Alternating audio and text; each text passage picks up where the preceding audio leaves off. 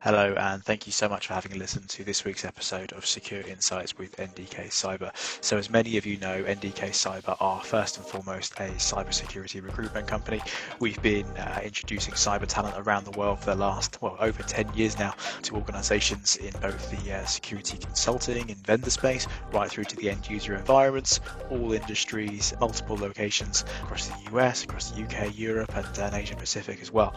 So, we founded the Secure Insights series as a way of really shining a light on certain areas of topics that need to be talked about, topics that are being talked about, and bringing on some interesting people who have their take on that particular space at the time. So this week I'm very excited to be joined by Alex Cowan. Alex is the CEO of RazorSecure, and RazorSecure specialise in rail cybersecurity. So we're going niche here within the OT security space. We talk through a number of different topics here, to how Alex got into this space. He's been doing this for over 10 years now. OT security in general. We talk through naturally a deep dive into the nuances of rail security, everything from legacy products and rolling stock right through to your more digital systems we have coming forward, and then also the new NIST regulations and how they're impacting this particular space. So I really hope you enjoy, and always open to feedback. Well, Alex, thank you very much for jumping on today. Welcome to the pod. Thanks very much. Good. I know you're a busy guy, so happy to have you on board. I think actually this is our first focused podcast purely on rail cybersecurity as well. So we've had people from other walks of OT and ICS type stuff. So excited to get stuck into the purely rail stuff. So just before we do that, are you okay to give us a brief overview of your background, what you do, what RazorSecure does, and we can spider off from there? Yeah, absolutely. So my background, I'm a software developer and have been for 23 years now. So I was, well, and actually that's professionally. So even before that, I was kind of coding at school and stuff like that. But I was lucky enough to get a job pretty much straight out of university in the gaming industry. And so I worked on massively multiplayer games. So games kind of like World of Warcraft, we were one of their competitors. So I worked on Age of Conan, Anarchy Online, The Secret World. And what I ended up doing and what kind of took me into cybersecurity was I worked on live operational tools and billing. And what that kind of brought in was things like PCI compliance, credit card processing, but also in the kind of operational tools, it brought in all of the kind of elements of how the games work, things like virtual currencies that we had in the game. And that then started to kind of bridge into things like tracking down players that found maybe a duplication bug in the game. So they found a way to basically create infinite money. Okay, yeah. It was things like tracking down fraud in our billing systems, and also tracking down when our systems got hacked. And that was kind of what led me more into cybersecurity and eventually into starting RazorSecure. Because one of the big challenges we had is the gaming industry, even though it's a massive industry, actually there's not a lot of money to put into things like cybersecurity, or at least there wasn't when I worked in it. Oh, really? I would have thought that would have been well, maybe now, I don't know, maybe it's changed, but yeah, I would have thought that would have been a real hot topic, especially with all the, like you said, the gamification, the monetification of everything in there. And I'm forgetting the phrasing here, but what are they called? These things on FIFA you see where you pay to open these boxes. Oh, yeah. Ultimate Team, the booster packs almost, yeah. Yeah, and you get kids that you racked up thousands on their dad's credit card for. I mean, they've got Ronaldo on their team, sure, but it's a cost. Yeah, and we kind of had this extra element because they were kind of these persistent worlds, and what started to happen was players would sell items to other players for money, and that eventually led actually to companies creating kind of full organizations to generate money in the game to then resell to other players. So there were these entire farms of people just generating money in our games to resell to our players, which is this kind of crazy scenario. Yeah, it's really weird, yeah.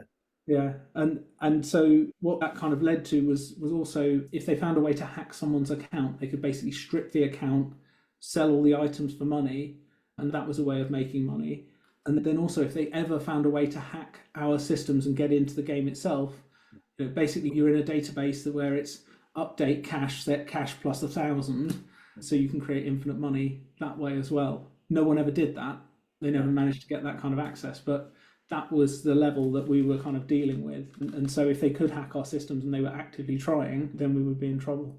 Yeah, for sure, crikey. Well, the companies of people sort of making money in the game to sell outside of the game is sort of, I don't know, rightly or wrongly, my brain sort of links to sort of what the world of crypto is now, where it's sort of like alternate currencies being sold for actual currencies, and where's the line? What is it? Who knows? I think the less said about that, the better. A few of my colleagues make a bit of a joke of me for that, but here we are. Well, I'm pretty sure it's the same people that have ended up in that. So I think we were like the precursor to that. So yeah, it all ends up kind of being linked together eventually. Yeah, but I suppose just to kind of finish the bit of the story and carry it through, what we would find is about every 6 months, one of our servers would get hacked. And it would take us quite a lot of time to then discover that. Because we didn't have a lot of money to invest in a cybersecurity product, and some of the ones that we tried some open source things, but with the amount of bandwidth we were pushing, at that point, I think we had a full gigabit line, something like that. This was 15 years ago, so before processors were more powerful, before you could kind of deal with that kind of thing. We couldn't even run a full enterprise firewall actually in front of our game servers because it was just too much throughput, too much bandwidth. We needed kind of carrier grade equipment and we couldn't afford it. So we discovered that one of the servers had been hacked. And so it kind of led me to think about how do I approach this in a different way and how do I actually do something that lets me pick this up that isn't going to kill us with needing massive amounts of processing power. And that was kind of what led to the original concept behind RazorSecure. And so it was about learning behavior, learning what's normal, and being able to detect changes and differences, because our game servers were actually super predictable in what they did. And so any changes, any differences, they were something that shouldn't happen, whether it was kind of an operational anomaly or a kind of cybersecurity anomaly. And this was a bit before the kind of anomaly detection as the terminology kind of came into cyber as well. So yeah, that was kind of how we got our start. That's the journey in. So was RazorSecure always set up to be Rails cybersecurity? No, originally this kind of starting point was that concept, learning behavior and being able to detect changes in behavior. It was about a year into the company when we started looking at transport. So we had some meetings with some other companies that were working in transport. What they said, they'd done some pieces of work with one of the train builders, and they said, we can see this is a massive problem. And actually, one of the train builders demonstrated to us how you could, with the right access, remotely apply an emergency brake. And that was the point where it's like, oh, okay, this is actually a massive problem. And the question at that point was, well, what do they do at the moment? What do they do in terms of monitoring, in terms of detection? And the answer came back, they do nothing. And so at that point, it was where things kind of started to align in terms of this behavioral concept and the kind of rail, or particularly transport at that point. And so we went away and did some kind of work thinking about actually, if we did want to just do this as a transport product, what would we need to do? And that was where the more we kind of dug, the kind of better the concept actually fit with the industry. And in the end, we did do some changes. So we brought the processing of the kind of detection data from the cloud onto the device. And that was actually the biggest change in the end, because being able to process data out at the edge, not having to send all the data back, just suddenly makes it a lot more effective, because one of the big challenges with rail is you're kind of in this limited connectivity environment. Sometimes you're out in the Scottish Highlands where there's no connectivity, there's just a whole bunch of cows, but still you kind of want your train to still be protected. Yeah, of course. Yeah. So that's fascinating that it's sort of a year in pivoted into where we are now. And even then, to be honest with you, I think back 10 years ago, just from I work in recruitment for cybersecurity, so I'm not sort of as involved. But even then, there was maybe one or two people in the company that were responsible for, and this is enterprise, not even OT, but governance, risk compliance, security engineering, bit of security operations. It's that was all sort of one or two people. So 10 years ago in rail, it must have been bare bones at best, I guess. Yeah, absolutely. I would say probably at that point in time, the number of people in the industry that were really taking cyber seriously was, you probably could have counted them on hands and toes, I suspect, the entire industry. It was really very, very few people. And actually, even for probably the next 4 or 5 years after that, we still had a lot of resistance in terms of, oh, that's not really a problem, is it? Or, well, we have a safety case. If it's safe, it must be secure. And so you were constantly getting these kind of pushbacks because in reality, it's not a good thing for the companies to say, actually, the stuff we've done does have a bit of a security problem. There is something more that we need to do. And overall, they kind of almost sleepwalked into the problem, because if you go back, say, 20 years, a train is maybe some logic controllers, there's maybe a tiny bit of software, a lot of it's kind of wires, relatively simple analog systems. Whereas over those kind of 20 years, people realized, oh, okay, this function that was maybe mechanical, we can replace with something digital, and we can replace with software. And so the kind of level of software and the amount of complexity on the train increased enormously, but the level of cybersecurity understanding didn't increase at the same rate. So suddenly, full digital train, how do we get here? Yeah. It sounds like a similar, so I speak to various people in manufacturing, for example. Industry 4.0 happened, the connectivity was better, the data coming out was better, it was all numbers for the business, brilliant. But then with that, like you say, it comes with, if we can connect to it, so can the adversaries. So it's like, is it a game of catch up that's like sort of in the other spaces as well? Very much so. And I've seen a few conferences where they kind of have charts where it's like attacker capability and kind of defender kind of capability. And so we're both increasing, but actually they're increasing at a greater rate. And so you kind of have this discussion where inevitably someone will say, why are we even bothering? Why don't we stand still? And that's because, if you stand still, then actually they're still increasing. You just fall further behind. So yeah. So it turns out the bad guys are quite motivated. Yes, yeah. Definitely. And particularly with something like transport, because it is critical infrastructure. So yeah. I was going to ask you actually, with the transport piece in mind, and we're going down a bit of a rabbit hole here, and we'll get back on track in a moment, I promise. But with the transport piece, sometimes you hear in maybe water wastage or even manufacturing.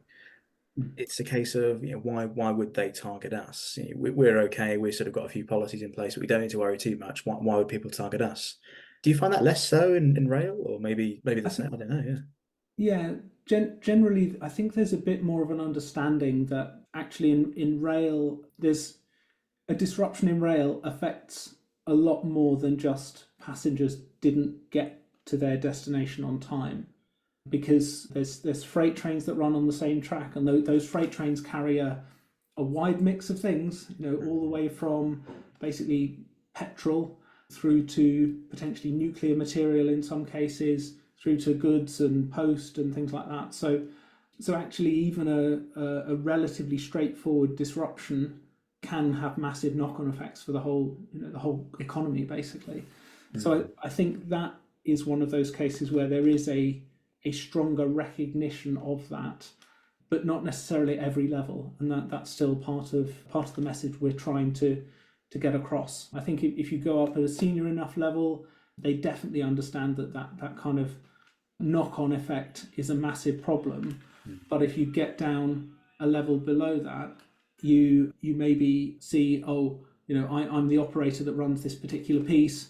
I care about my thing. I don't necessarily care about everyone else's thing in the same way.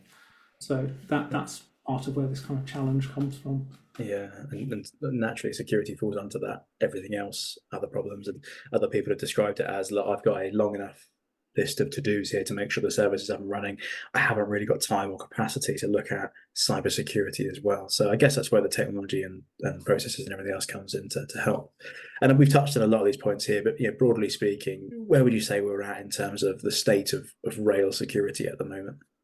Still at a very early stage, I would say. There are definitely pockets of very good practice. The industry as a whole is still fully kind of working on their response, I would say. So I think probably about 3.5 years ago, we started to see the industry align around IEC 62443. So that was a big step forwards, because before then, no one could really agree on what they were doing. Everyone was doing something different. That then led to, actually, this standard is okay, but we need to do a rail version of it because there are some unique challenges. And that became a technical specification. And now there is a full international standard being worked on. So the idea is still that it's going to be compatible with 62443. So the work people have already done won't be thrown out. But there will be a new standard in terms of, if you want to have good security in rail, follow this standard. And that's kind of how the industry works anyway. They like to have a standard to align around because it makes it nice and easy for them to just put a requirement that says you must comply with IEC 63452, which is the new one, and the train must be at security level 3. And so that's a nice clean way to specify what you want, rather than having 15 pages of you must do this, you must do that. Of course. I think the more we can get the standards under one roof, the better for everybody, I think. Makes things a little bit clearer. And I know there's a ton of stuff coming out on NIST, and there's some changes in 2024 that will help drive that with the regulations piece as well. What are so we're on this journey with rail, and I think I saw a stat the other day. These stats I'm always a bit dubious of them, but by 2023, we're due to hit 13 billion in rail cybersecurity as the market. So it's scheduled for growth and all that good stuff, which is great. What are I guess, you mentioned it there, and there's different challenges in rail to maybe other industry areas. What are some of the things that you sort of typically face in this space? So I guess I'll start off with rail kind of as a transport mode. And my view is rail is probably the most complicated transport mode, even though it doesn't look it necessarily from the outside. And part of the reason for that is, if you think about aviation, so obviously a plane, it's kind of a similar type of setup where you've got an aircraft and a cockpit and wings and passengers and so on. But actually the interaction between the plane and the infrastructure is the pilot saying, can I take off? Yes, you can take off. I'm going to take off on this runway. So it's kind of almost like a human manual communication. With rail, you have your train. The train has a lot of systems on board, but then you've got this whole infrastructure as well. And so that infrastructure, you're on rails, but there's lots of different routes you can take. There's things like tunnels, and tunnels themselves are exceptionally complex. There's a big shift where we're moving from the signals tell the train where to go to the train tells the network where it's going to go. And so essentially you have this moving train talking to infrastructure, and the infrastructure having to work out how it makes that then happen.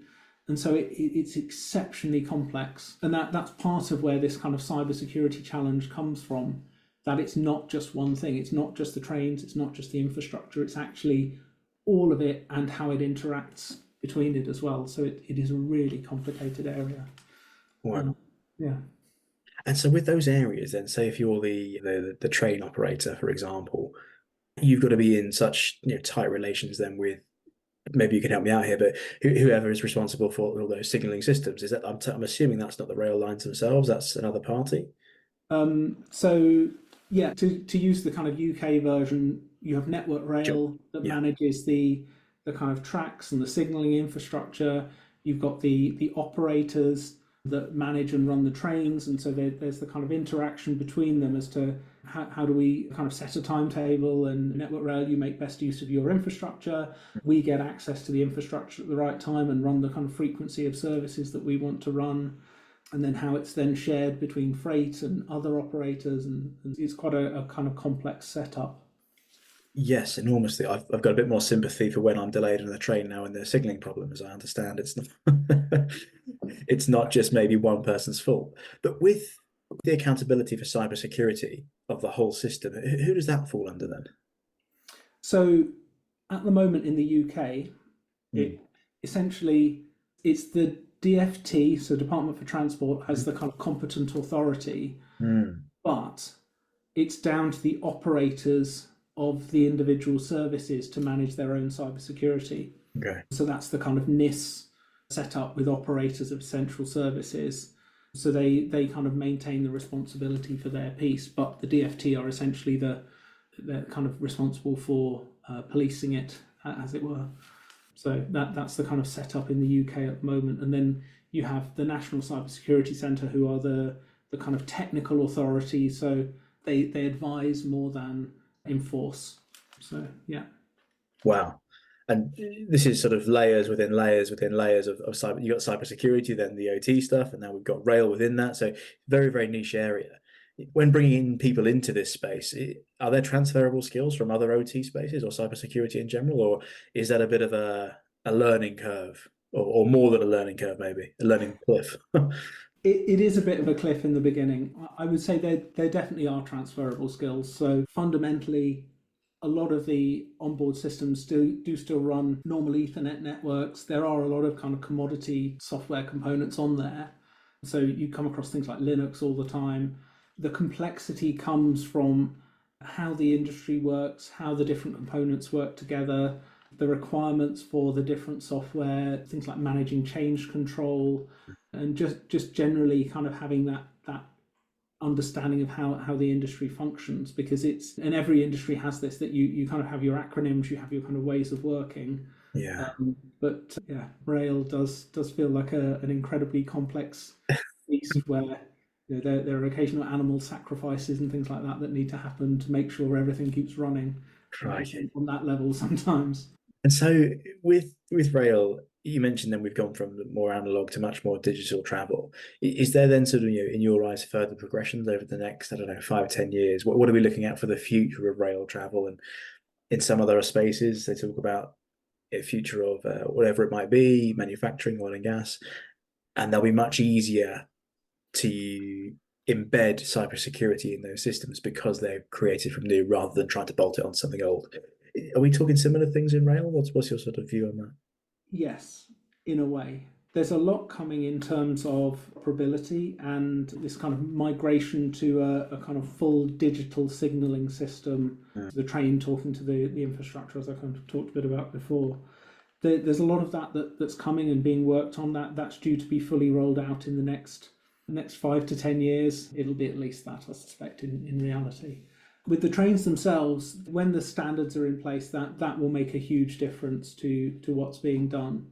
At least at the moment, I would say everyone's still trying to fully understand what their obligations are and actually how they make those improvements to the systems that they have. Because part of the challenge is most new train bids that you see today, they use words like, this has to be based on proven technology, it has to be referenceable through an existing project, you have to show where this is used somewhere else in the world. So you're always kind of dragged back to things that you've done and things that have already worked, because it's quite hard to push it forwards. And so that actually makes adding cybersecurity a more difficult challenge, and it means that secure by design and those kind of principles become quite hard to apply, because doing something completely new, the blank sheet of paper, which is what they may need to do in some cases, is not generally accepted. So yeah, it's a big challenge for the industry, that one. Well, why is that, doing something completely net new? But why is that such a sticking point there? It's because of the risk and cost. Okay. So if you're a train operator and you're buying trains, do you want the ones that you know are going to work, or do you want the ones that you hope will work but haven't really been built before? Good point. So they kind of fall back to let's buy the ones we know, not the ones that we hope will be all right. Yeah. I guess you can't just sort of either sort of quickly spin up a testing environment for a whole train network, unless you know something I don't. I mean, I don't think I think we maybe got the space to do it, but like you say, the cost is a bit tricky. You touched on it there around the new regulations coming in. I know NIST are applying new regulations, and they're bringing in more of a regulatory element to what they do. Do you see that changing how we look at rail security? Yeah, there's quite a lot going on. So, and in Europe, there are actually probably 3 or 4 bits of legislation coming that will have a big impact on. So we have NIS 2, so that's essentially a version of NIS, but with a lot of the learnings applied from the original implementation. So I think what they realised was that actually, in terms of defining what should be in scope, they were a bit too open and not prescriptive enough. Whereas now they're much more clear on, this is what you must do. These are the systems that are definitely in scope. So that's one of the things that's coming. Okay, cool. There's also the Cybersecurity Resilience Act.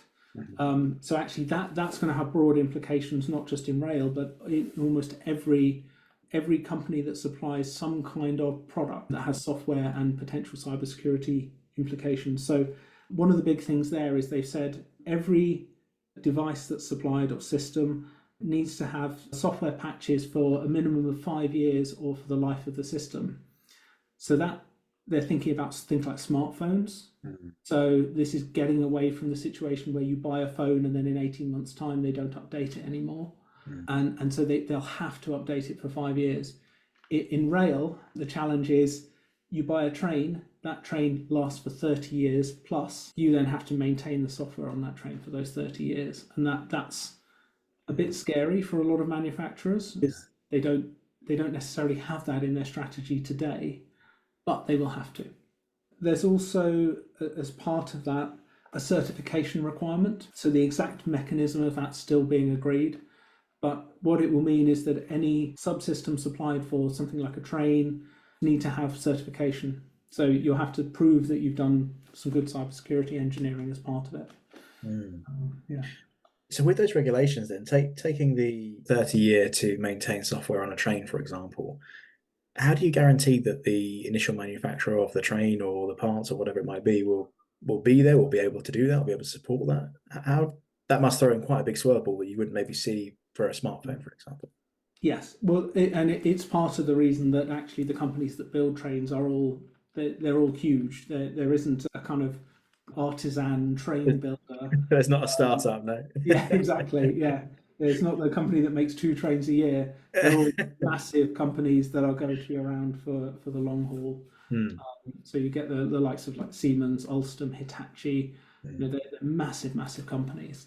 And that's because that gives the level of assurance that they will be around in 30 years' time, 50 years' time, 100 years' time. So, yeah. Certainly looking to help things along.